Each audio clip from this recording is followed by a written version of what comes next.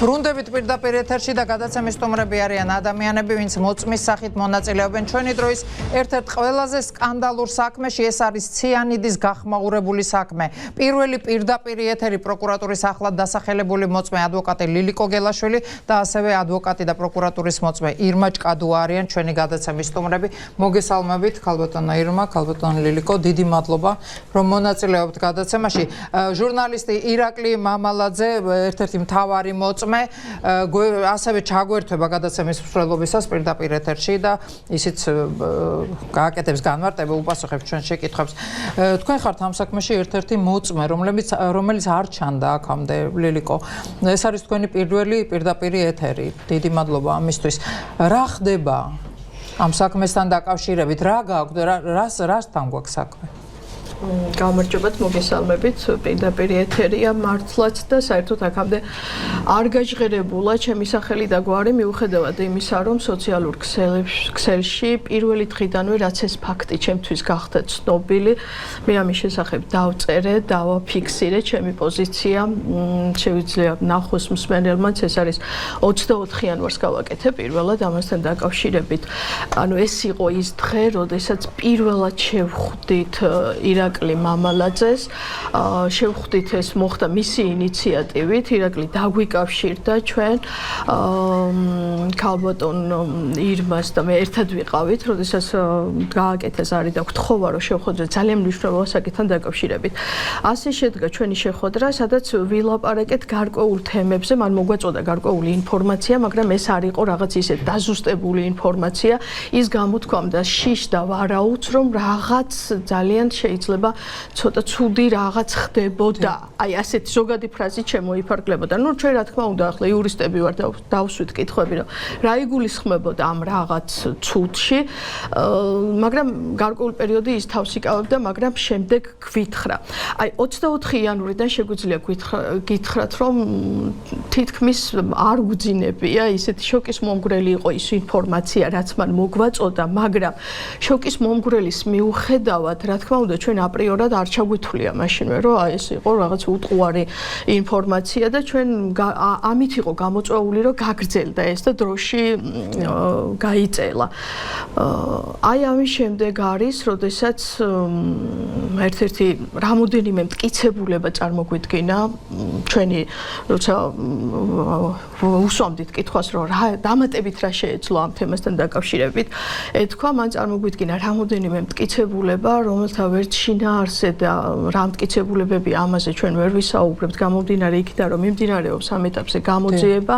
მოგეხსენება თქვენ უკვე ბრძანეთ, რომ ჩვენ ვართ მოწმის სახით დაკითხულები, შესაბამისად ჩვენ გაფრთხილებულები ვართ ასევე, რომ არ გავცეთ მთელი რიგი მონაცემები და აქედან გამომდინარე მტკიცებულებების შინაარსზე, რა თქმა უნდა, თავს შევიკავებთ, მაგრამ შემიძლია ზოგადად ვთქვა, რომ ის რაც ჩვენ გავიგეთ, აშკარად მოიცავდა დანაშაულის ნიშნებს და სწორედ აქედან გამომდინარე იყო, რომ კითხვაზე, როდესაც ირაკლი მამალაძემ დაგვისვა ასეთი კითხვა, რომ რა უნდა ქნას მან.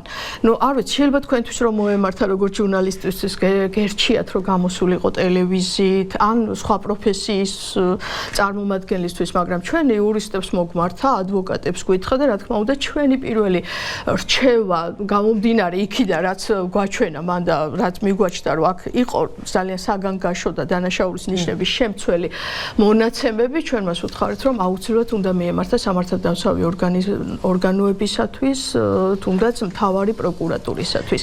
აი ეს არის ის, რაც შეგვიძლია. დიდი მადლობა და მან მიმართა პროკურატურას. თქვენ იცნობთ, ქალბატონო ირმა, იცნობთ თუ არა აღნიშნულ საქმეს და როგორ ფიქრობთ, რამდენად დამაჯერებელი არის პროკურატურის ეს ბრალდება? მოგესალმებით, მივესალმები ტელემაყურებელს.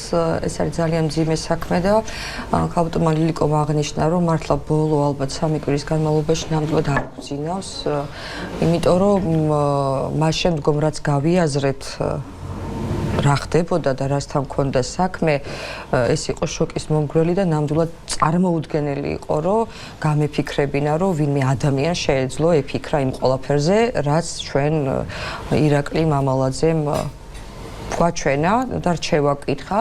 მე მიმაჩნია, რომ ირაკლი მამალაძე არის გმირი, მან ჩაიდინა პრაქტიკულად გმირობის სტოლფასის აქციელი და ძალიან სამწუხაროა, რომ ამ ადამიანს დღეს ადამიანები, რომლებმაც არ იციან რეალურად რა ხდება, ესვრიან ტალახს. მე ვფიქრობ, რომ დადგება დრო, როდესაც შეიძლება ძალიან ბევრ ეკლესიაშიც კი ირაკლი მამალაძის დასალოცი პარაკლისებიც კი გადაიხადონ. მე მგონია, რომ ძიმე დანაშაულზე ვსაუბრობ ჩვენ რეალურად ეს ის მტკიცებულებები, რომლებიც ირაკლი მამალაძეს ჰქონდა თან, რომელიც იყო შემაშფოთებელი და მერწმუნეთ, რომ ნებისმიერი ადამიანი, რომელთანაც არ უნდა მისულიყო ეს რჩევის სათხოვნელად თუ რჩევა მიეცა ვინმეს, ყველა ეტყო და იგივეს, რაც ჩვენ, ანუ ერთხელ და სამუდამოდ მინდა რომ საზოგადოებამ გაიგოს, რაღაც ძალიან აჟიტირებულია ყველა იმაზე, რომ აი ჭადოა და გელაშვილი არიან პროკურატურის მთავარი მოწმეები, ეს ასე არ არის. ჩვენ ვართ აბსოლუტურად შემთხვევით უბრალოდ რჩევის საკითხავად მოსულ ადამიანს უთხარით რა უნდა გაეკეთებინა და მას რომც არ დავესახელებინეთ ალბათ გამოძიებთ ბისთვის ჩვენ ამას ვერავინ ვერ გაიგებთ. ირმა, მე აუცილებლად უნდა გკითხოთ, იყო თუ არა საუბარი ნამდვილად პატრიარქზე? გამომდინარე იქიდან, რომ გაუთქმელობის ხელწერილზე გვაქვს ხელი მოწერილი, მე მირჩევნია, რომ ამ კითხვაზე ეს კითხვა არც დაგიდასტუროთ და არც უარყო. თითქმის გასაგებია. მე რატომ გეკითხებით ამას, საზოგადოების არნახული წნეხი არის სწორედ ინტერესის გამო, სწორედ იმის გამო, რომ ერთ-ერთ ძალიან საპატივცემულო და ავტორიტეტულ ადამიანზე არის საუბარი. ერთადერთი რაც პროკურატურაზე არის ძალიან დიდი წნეხი. თქვენ როგორ ფიქრობთ, აი ამის პირობებში ენდობით იმძიებას, რაც ახლა შემიძლია გითხრათ, ნამდვილად არ მინდა რომ გამოვიდე მოცემულ შემთხვევაში რაღაც პროკურატურის ადვოკატად, მაგრამ ეს იმდენად სენსიტიური საკითხია, ამ დღეებში ვისმენ აი ამ რაღაცა შეურაცხყოფისა და ყველანაირ ნიაღვარს, ანუ ცუდ კონტექსტში პროკურატურის და საგამოძიებო ორგანოების მიმართ და მიფიქრია, რომ შეიძლება სხვა დროს მეც მაქვს ანალოგიურად ამ ტალახის სროლაში მონაწილეობა მიღებული, ვინაიდან რეალურად არც პროკურატურამ არაფერი არ იცოდა, ეს ყველაფერი ისე მიმდინარეობდა და ეს ყველაფერი იცოდა ერთმა ირაკლი მამალაძემ, რომელმაც პროკურატურას მიმართა. ანუ რა უნდა დაეგეგმა და რა უნდა გაეკეთებინა პროკურატურას. პროკურატურა არის დღეს ძალიან ისეთ მდგომარეობაში შეიძლება ითქვას სულში, იმიტომ რომ მან მისი მოქმედებით ერთის მხრივ არ უნდა დააზარალოს ეკლესიის და საპატრიარქოს ინტერესი, რომელიც არის ძალიან მნიშვნელოვანი. მეორეს მხრივ, რა თქმა უნდა, ყველაზე მნიშვნელოვანი რაც გააკეთა საქართველოს პროკურატურამ ეს იყო, რომ მან აიცილა ტრაგედია და ძალიან ცუდია და არ მესმის იმ ადამიანების, როდესაც საუბარი იყო თუნდაც იმაზე, რომ თუ თქვა პატრიარქი არ არისო, ნუ შორენა მოკლასო ახლა მე რა მოხდა. დაახლოებით ესეთი იყო კონტექსტი, მაგრამ იმაზე არავის კითხვა არ დაუსვია, რომ როდესაც სარწმუნო სამღვდელოების წარმომადგენლები საუბრობენ, არ აქვს მნიშვნელობა ნებისმიერი ადამიანის მოკლაზე. ამ ყველაფრის დაგეგმაზე და ნუ ეს რო საპატრიარქოს ეხება და ასე შემდეგ, მე შემიძლია გითხრათ, რომ ის მტკიცებულებები, რომელ მტკიცებულებებიც მე როგორც რჩევის მისაცემად მაჩვენა ირაკლი მამალაძემ, იქ იყო საუბარი და იყო ნახსენები გერმანია. ანუ ჩვენი პირველი ყურადღებაც, რა თქმა უნდა, წავიდა იქითკენ, რომ გერმანიაში ვინ იმყოფებოდა და მოთხოვნაც იმ ეგრეთ წოდებულ სასაცილოდ ქცეულ ციანიძეც იყო, რომ მას ციანიდი ესაჭიროებოდა გერმანიაში წასვლამდე. პიროვნება არ იყო დასახელებული, აი თუნდაც ეს თუ შეგიძლიათ. ამასთან დაკავშირებით ჩვენ გამომდინარე ხელწერილიდან ვერ მოტივი თუ იყო დასახელებული. მე ვფიქრობ, რომ დადგება დრო, როდესაც ჩამობრძანდება საქართველოს პატრიარქი, კათოლიკოს პატრიარქი, მისი უწმინდესობა, ძალიან მნიშვნელოვანი და გადამწყვეტია მისი სურვილი ამ საქმეში. ბუნებრივია, ყველა დარწმუნებული ვართ იმაში, რომ პატრიარქმა შეიძლება თქვას, რომ აპატიოს ყველაფერი, მაგრამ და მან ეს თქვა კიდევაც პრაქტიკულად ყველაზე მნიშვნელოვანია, რომ არ დაზიანდეს ინტერესი და თავიდან ავიცილოთ კიდე მომავალი გარკვეული დანაშაული, რომელზეც ადამიანები ნამდვილად არ ფიქრობენ, იმიტომ რომ მე როგორც რიგით მოქალაქეს თუ კი მეტყვიან, რომ ვიღაცა თქვათ ემუქრება ან პატრიარქს, ან მასთან დაახლოებულ პირს, ან ვინმე ჩემთვის საპატივისცემლო ადამიანს, შეიძლება ერთ დღეს მეც ავიღო ჯოხი და გავემართო და ეს ადამიანი ჩავქოლო. ანუ პროკურატურას დღეს აქვს ძალიან რთული ამოცანა. მოუცან. ამიტომ მოდით ვაცალოთ და სად გინახიათ, ერთი რომელ განვითარებულ ქვეყანაში გინახიათ, რომ გამოძიებები მიმდინარეობდეს პირდაპირ ეთერში. არ შეიძლება. ყველაფერს აქვს თავისი დრო. ეს არის ძალიან სენსიტიური საკითხი და ძალიან სამწუხაროა, რომ დღეს ეკლესიის დამცველებად გვევლინებიან ნაციონალური მოძრაობის წევრები და რუსთავი 2. მოდი თუ კი ისინი ოდესღაც ეკლესიას იცავდნენ, გადავხედოთ და მათ გაიხსენონ, როგორ არ ბევრდნენ. კარგით, მოდი არ გვინდა სხვაგან გადასვლა ამ თემიდან. ირაკლი მამალაძე, ჟურნალისტი, გვერდება პირდაპირ ეთერში. სატელეფონო ხაზზე არის ირაკლი მამალაძე. ირაკლი, მოგესალმები, დიდი მადლობა, რომ მონაწილეობთ გადაცემაში. ირაკლი, ესეთი შეკითხვა მინდა დაგისვა, რომ არ მისულიყავი პროკურატურაში, რომ არ წარგედგინა ის, რაც იცოდი, რაც გაიგე. რა მოხდებოდა, როგორ ფიქრობ? მაკა მოგესალმებით, მივესალმებით თქვენს მაყურებელს. რა მოხდებოდა ძველი სათქმელია, მაგრამ ის რასაც გეგმავდა, შემდეგ უკვე გამოვლინდა, ასე თქვათ, შემდეგი პროცესის შემდეგ, რაც შემდეგ დაიწყო გამოძიება. ის რასაც გეგმავდა, სწორედ ამის შემდეგ უფრო თვალნაცხივ გამოვლინდა და სწორედ ეს მტკიცებულებები აქვს პროკურატურას, რომლის გამოქვეყნებასაც მე აუცილებლად ვითხოვდა. მინდა ერთი რამე ვთქვა, ძალიან ცალსახად. დღეს ჟურნალისტები, რომლებიც არჩევენ მტკვარ-მართალს, რომლებიც ასე ვთქვათ, ახდენენ ჩემს დისკრედიტაციას და ვთქვათ ვიღაცის რეაბილიტაციას. ამით კი არ უნდა იყოს დაკავებულები. დღეს საზოგადოება უნდა ითხოვდეს თავარი პროკურატურისგან, მათ შორის ჟურნალისტებიც, რომ გასაჯაროვდეს დაუყოვნებლივ ეს მტკიცებულებები. ეს ვიდეო და აუდიო ჩანაწერები ერწყმუნეთ, რომ არის ძალიან ძიმე მოსასმელი, შოკის მომღვრელი, თუმცა რაც ყველაზე მნიშვნელოვანია, აღკვეთილია უმძიმესი დანაშაული და ეს დანაშაული აღკვეთა, რა თქმა უნდა, სამართლად დამცველებმა.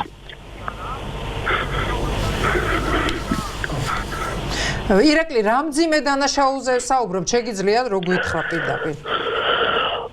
ცალსახად შემიძლია განვაცხადო, რომ ეს იყო ყელობის მომზადება და ეს მძიმე დანაშაული იქნა აღკვეთილი სამართალდამცავების მიერ და სწორედ ეს ყელობის მომზადების მთელი ეს ასე ვთქვათ პროცესი არის ასახული ამ ჩანაწერებში, რასაც მე ვაცხადებ და ღიად ვამბობ, რომ მტკიცებულებებში არის სწორედ ასე ვთქვათ ეს ყელობის მომზადების პროცესი.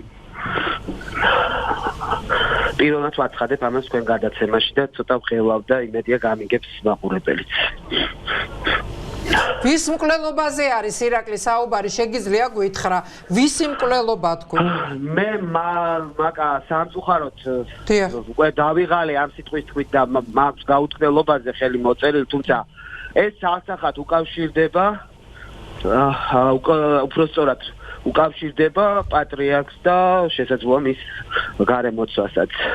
თუმცა ამაზე გამოძიებამ საბოლოო ვერსია უნდა დადოს და საბოლოოდ უნდა გამოკვეთოს. ანუ პატრიარქის მკვლელობა იგეგმებოდა, შეგიძლია ეს პირდაპირ გითხრა. ნუ მომთხოვთ ამაზე პასუხს, მიმდინარეობს გამოძიება, თუმცა ეს სწორედ უნდა თქვას იმ პირმა და უნდა გამოავლინოს გამოძიება, რომელიც დღეს დუმილის უფლებას იყენებს და რომელიც საზოგადოებას არაფერს არ ეუბნება, გარდა იმისა, რომ თქვათ დაკავებულია უკანონოდ თუ არ ვიცი რა ქვია ამას არ ვიცი, მაგრამ ამ პირმა უნდა თქვას სწორედ რას აპირებდა, ვისთან მიქონდა ეს აღნიშნული მომწავლელი ნივთიერება და ვის ლიკვიდაციას გეგმავდა.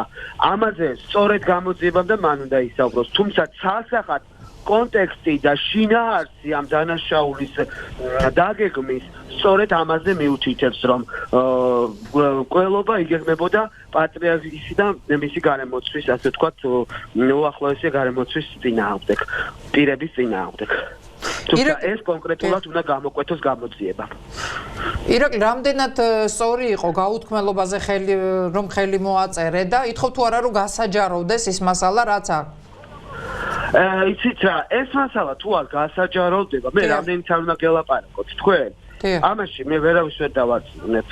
და მე უბრალოდ დავჩები ერთ კეთილსინდისიერ მოქალაქედ პროკურატურისთვის, თორე სხვა საზოგადოებისთვის მე დავჩები ჩვეულებრივ, არ ვიცი მე რაღაც სპექტაკლის მონაწილედ ან რაღაც მსგავსად, რასაც დღეს მიწოდებენ.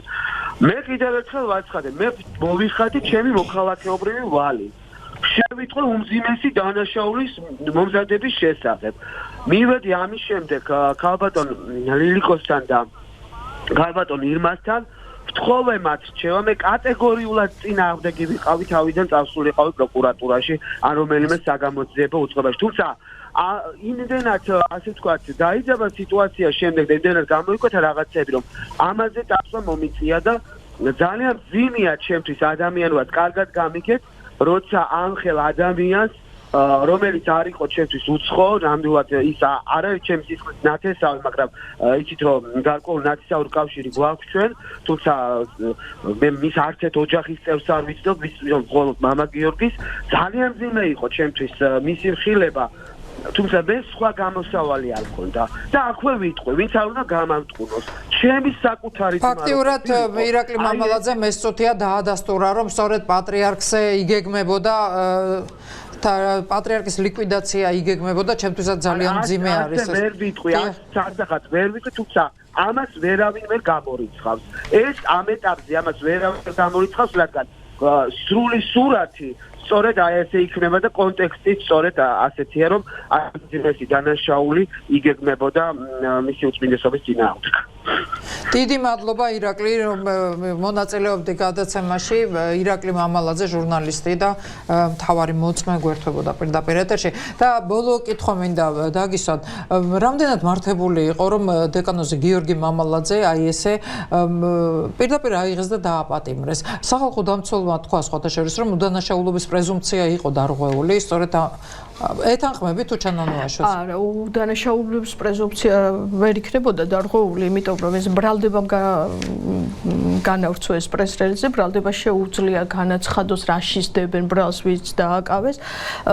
რა თქმა უნდა, ის რო ის არის თუ არა, ამაში დამნაშავე სასამართლოს პრეროგატივაა და მხოლოდ მაშინ იქნება სახელი დარქმეული. მე უბრალოდ ახლა მინდა ვისარგებლო თქვენი ეთერით და ძალიან ხშირად სოციალურ ქსელებშიც, ტელევიზიითაც, მასმედიის საშუალებით ვრცელდება და ისვება ასე კითხვა და ირმამაც ილაპარაკა ამ თემასთან დაკავშირებით, რა აუცილებელი იყო გერმანიაში წასვლა, თუ ისინი დაახლოებული პირები იყვნენ და ხაზია გასმული, რომ მამა დეკანოზი გიორგი დაახლოებული პირი იყო პატრიარქთან, რა აუცილებელი იყო გერმანიაზე აქცენტის გაკეთება.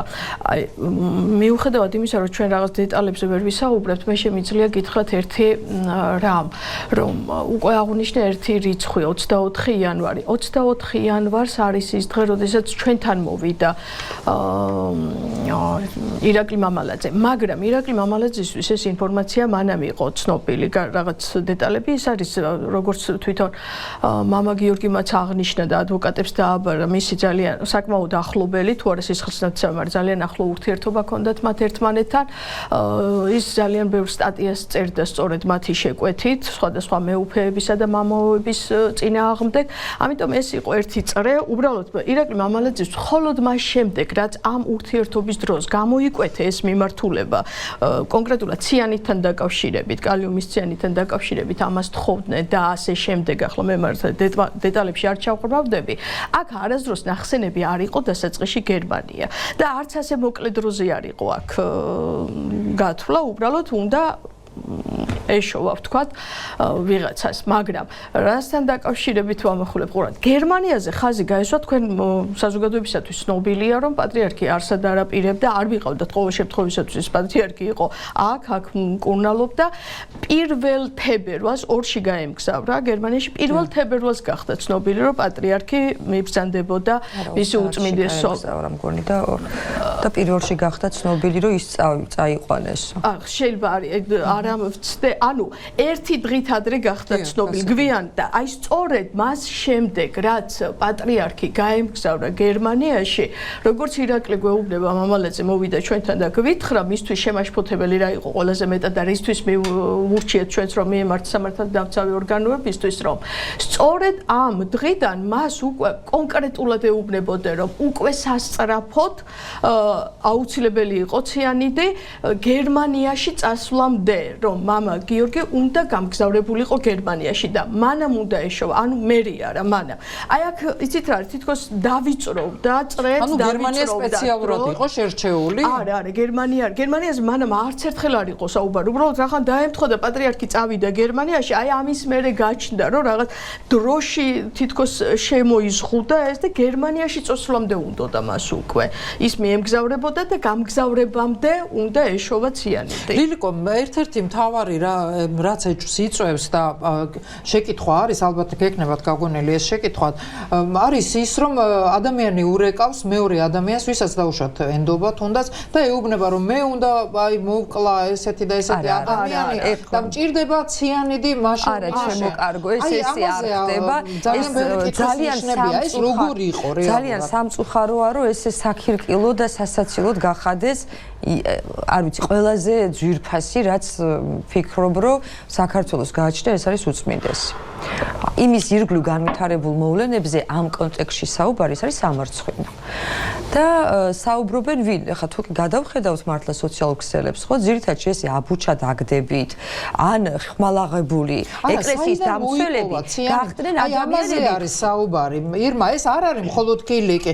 თუ გაქვს ინფორმაცია, საიდან მოიპოვა ამ ადამიანმა ციანიდი, რომელიც მას რეალურად აღმოუჩენს. გამოძიებას ამის თაობაზე ინფორმაცია რა თქმა უნდა. გამოძიების ინფორმაციით რა თქმა უნდა, გამოძიებას ამის თაობაზე ინფორმაცია აქვს. გამოძიებას ძალიან ბევრი ინფორმაცია აქვს. ნუ რა ვიცი გონია რომ ამ საქმეში მხოლოდ და მხოლოდ ირაკლი მამალაძეა მოწმე, იმიტომ რომ ხა მე მინდოდა რომ წერტილი დასმოდა ამას, რომ ძალიან ბევრი ადამიანი მირეკავს, დავდივარ თუ არა დაცვით, რისი მოწმე ვარ, ყველას გაეგო რომ მე ჩვეულებრივ რიგითი მოქალაქე ვარ, იურისტი, რომელსაც ზაპყავს ძალიან ბევრი მეგობარი, მათ შორის ჟურნალისტები და ძალიან ხშირად სხვადასხვა კონსულტაციისთვის მომართავენ ხოლმე. ჩვეულებრივ, ანუ სხვა როლი მე ამ საქმეში არ მაქვს. მე მინდა რომ ეს საზოგადოება მიცოდეს. აქედან გამომდინარე, გამოძიებას აქვს იმდენი მტკიცებულებები ამ საქმეში, რომ სასამართლოს კითხვა არ გაუჩნდა და ეს ადამიანი იქნა პატიმრობაში მიცემული.